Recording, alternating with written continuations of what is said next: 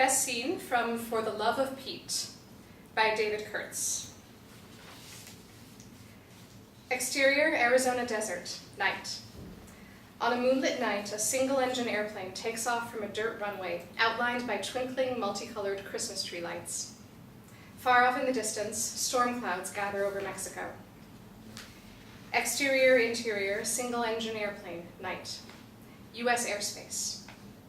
The profound silence of the desert is broken by the sputtering engine as it flies low and on course for the U.S.-Mexico border fence.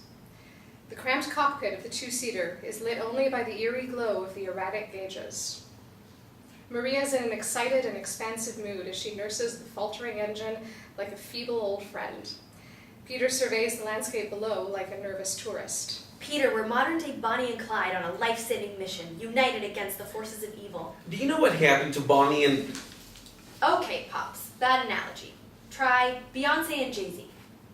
Melania and fucking Donald. May and December? We'll be famous, mi amigo. Not funny. I've asked you not to call me Pops, and I don't want to be famous. Well, Mr. I don't want to be famous. That fantasy has left the station. You'll either be famous or dead. Maria begins steering with her knees braced against the yoke as she tries to untangle a map with both hands. Peter is coming unglued, his eyes intensely on Maria, one eyeball on the tangled map and one eyeball on her knees, steering hands-free. I could seriously do without the staring. 2 hands, please. Frustrated, Maria crumples the map. About to toss it out the window, she sees Peter frowning. Is this the way it's going to be? Judgmental? Christ, littering? Annoyed but acquiescing, she throws the map behind her seat, rolls up her sleeves, and taunts Peter with a prolonged cracking of her knuckles before finally putting her hands back on the yoke. Peter smiles, triumphant. As the plane approaches the fence, a U.S. Border Patrol, USBP, vehicle comes into view. Maria cuts the engine, casting a moonlit shadow across USBP's roof as they glide silently over the border. Mexican airspace. Maria goes to restart the engine. Fast losing altitude, she calmly works the choke and master switch. It won't start. Fuck. Maria continues cranking the engine. Come on, Angel, just one more sortie. Did you get gas before we left? Didn't we discuss that?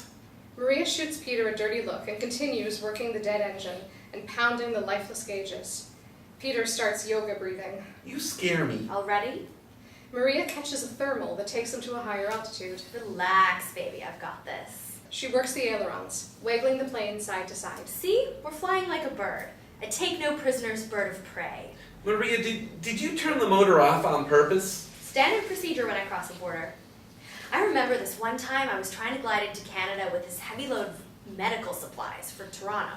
Just say it. You're a drug smuggler. And I suppose you've shot people. 1, 10, more than 10? Are we talking shot or shot dead?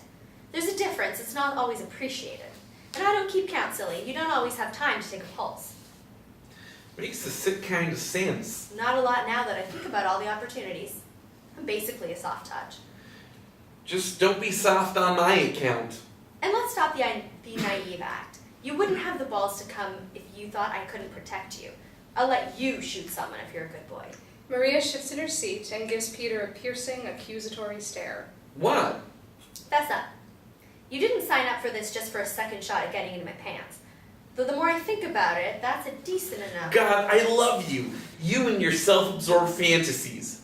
I hate to burst your bubble, but Little Miss Drug Dealer's pants are not floating my boat at the moment. Peter tries to replicate Maria's stare. Why don't you fess up? What's really going on here? Maybe I wanted to get into your pants. Ever consider that? Anyway, I feel safer with an hombre by my side with all the bandits. They have no respect for women. Bandits? She grabs Peter's crotch and squeezes. Confess! What are you hiding? I have no idea what you're talking about. I'm here, and that's though it's looking like a very bad idea, a fatal Attraction? decision. Peter puts his hand over hers. Maria, I want you to know I'll never blame you, no matter what happens. Maria yanks her hand away, reaches behind her seat, and pulls a bottle of tequila from her duffel bag, emblazoned with the logo Fuerza Aérea Mexicana, Super Mexican Air Force. She puts the bottle between her legs, unscrews the top, and takes a lengthy swig. Well, hitting that bottle's no solution. Peter, you've just got to embrace these moments. This could be the last day of the rest of our lives. She wipes her lips with the back of her arm and puts her hand lovingly on Peter's shoulder. I know we've just met, mi amigo. Virtual strangers, you might say. But sharing these moments up here closer to Jesus is kind of special, no? Just cut the crap and give me the damn bottle. Maria squeezes the bottle tighter between her legs. Sorry, I wouldn't want to send you back to Mommy Dearest in a body bag stinking of tequila. Let's leave my ex-wife out of this. I'll bet she just let herself go, huh? In bed with curlers and that stinking face cream? Disgusting. Down on the desert floor, Peter sees a family racing for the fence hit the ground as the plane swoops overhead. See that? Why didn't we just climb the fence like everyone else? The sky darkens ominously around them. Don't worry, it's always like this in the desert this time of year, but it never rains. Suddenly, a torrential downpour engulfs the plane. Maria freezes, transfixed by multiple lightning flashes that light up the gloom. Peter tries shaking her shoulder, Hey, you okay? until a clap of thunder finally snaps her out of it. She tries the windshield wipers. They don't work. Christ, Peter, you really should get your money back on this shitbox. As they are inexorably drawn deeper into the gloom, in the dark, Peter and Maria reach out simultaneously and find each other's hand. Into the wild black yonder. Peter, I gotta pee big time. I told you to go before we left. Try not to think about it. You're doing great. There is a long silence, until... So what did you mean by getting my money back? Later, there's a sudden eerie break in the storm and the plane glides straight and level.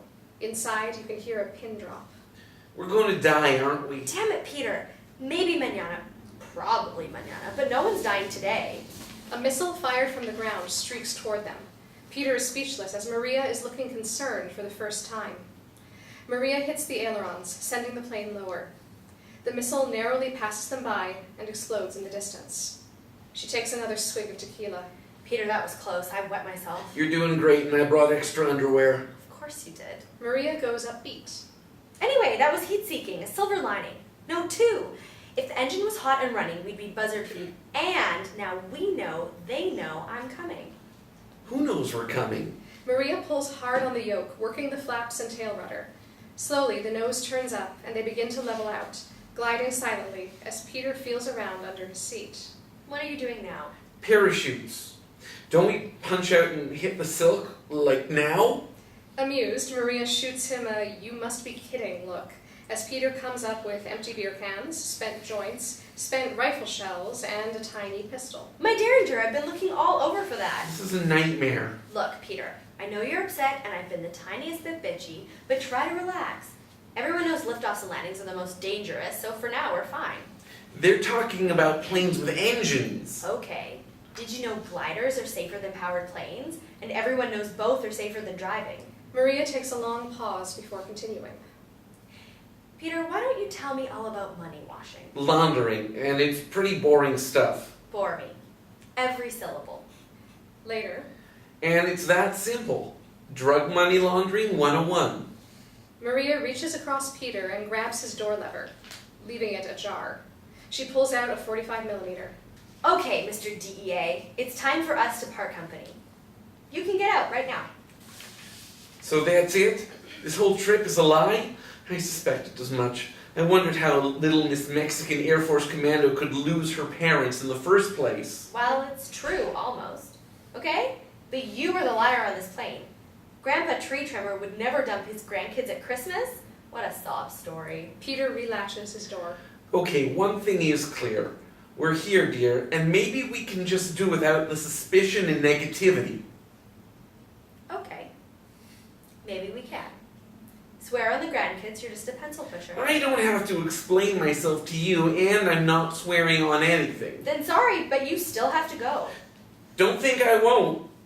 We're doomed anyway. Let that be on your conscience. The more I think about it, this could be my best chance. I'm going to jump. Go ahead. See if I care. Peter leans against his door, making a gesture of getting out.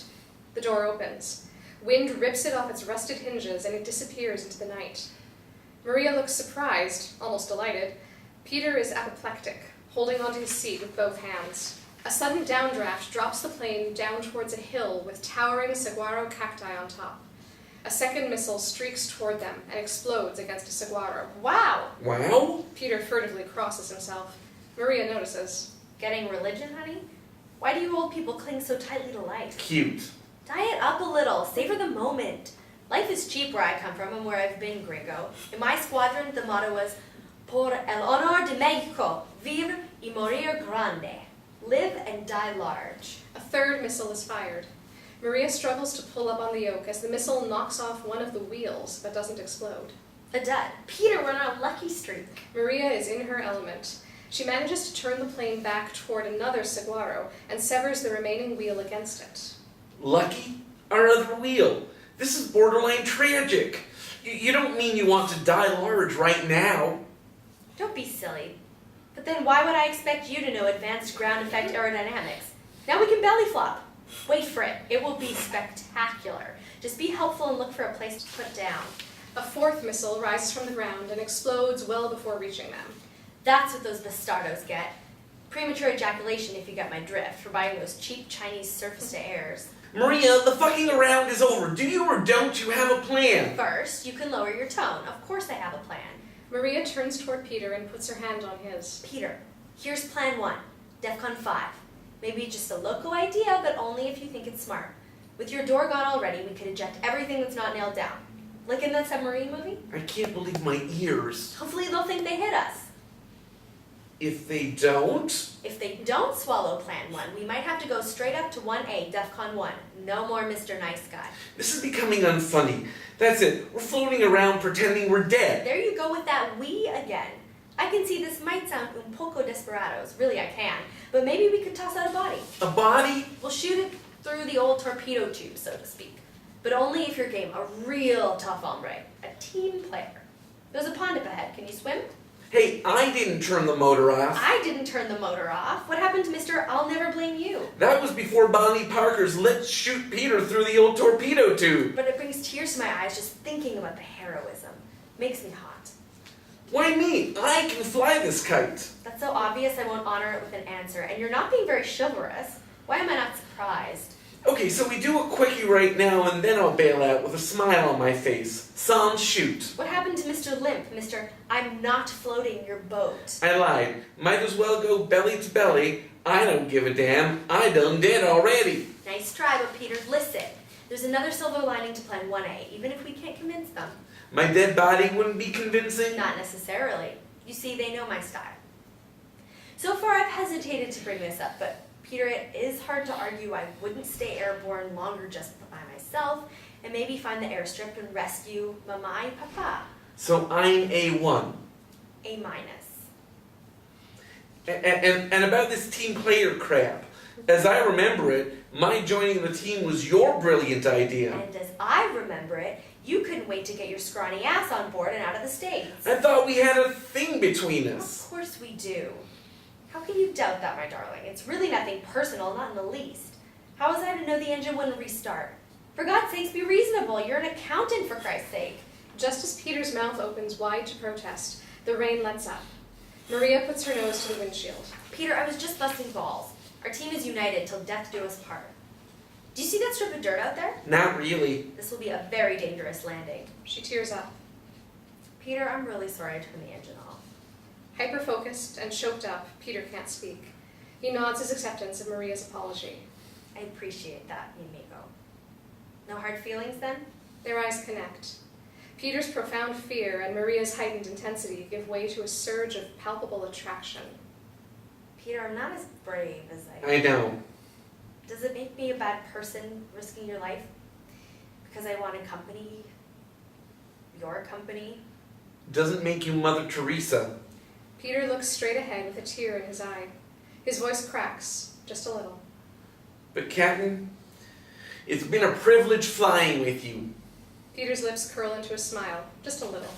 Apollo 13. I know. And with all due respect, I believe this is going to be our finest hour. Maria puts the nose down and continues working the rudder pedals as the moon breaks through for a moment, lighting up the dirt runway. Maria's all business as she tightens her grip on the yoke and starts her descent. Ladies and gentlemen, we are starting our descent into El Cartel de Droga International Airport. The plane rocks and swoops on a general glide path toward the airstrip. A few cows can be seen grazing on muddy runway weeds. Now, brace!